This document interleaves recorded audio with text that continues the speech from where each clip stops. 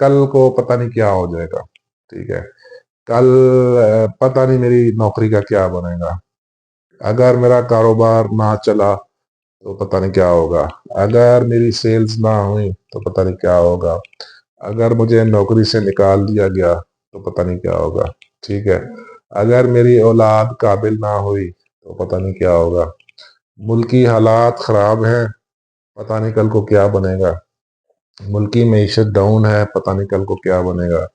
میرا ویزا نہ لگا تو پتہ نہیں کیا ہوگا، امیگریشن نہ ملی تو پتہ نہیں کیا ہوگا، نیشنلٹی نہ ملی تو پتہ نہیں کیا ہوگا، روزگار ملک میں کم ہے، کل کو پتہ نہیں کیا ہوگا۔ دیکھیں یہی سارے خوف ہے نا۔ انسان اصل میں اپنی زندگی کو مینج کرنا چاہتا ہے اچھے طریقے سے، وہ چاہتا ہے کہ میں اپنی زندگی کو اس طرح مینج کروں کہ اس میں یہ جو مسائل اور مصیبتیں ہیں، جو ایڈورسٹیز ہیں، یہ نہ ہو، ٹھیک ہے،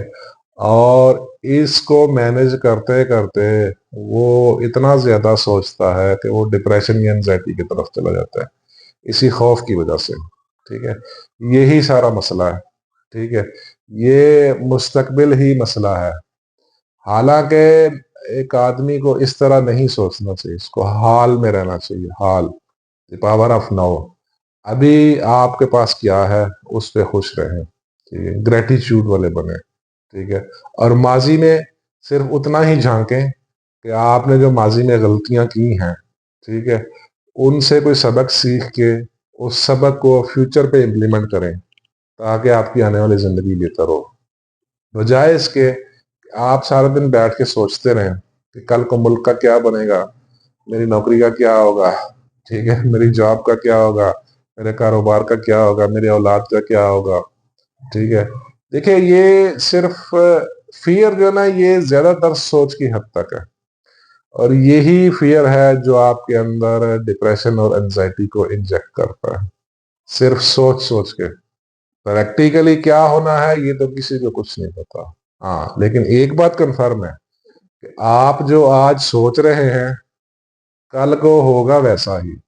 ٹھیک ہے، کچھ مختلف نہیں ہوگا۔ آپ جو اکثر اوقات سوچتے ہیں، جو اکثر اوقات آپ کی سوچیں جو ہے نا، میں نے ایک ویڈیو میں کہا تھا آپ کی جو سوچیں ہیں وہ آپ کی توقعات ہیں، آپ کی سوچیں آپ کی توقعات ہیں،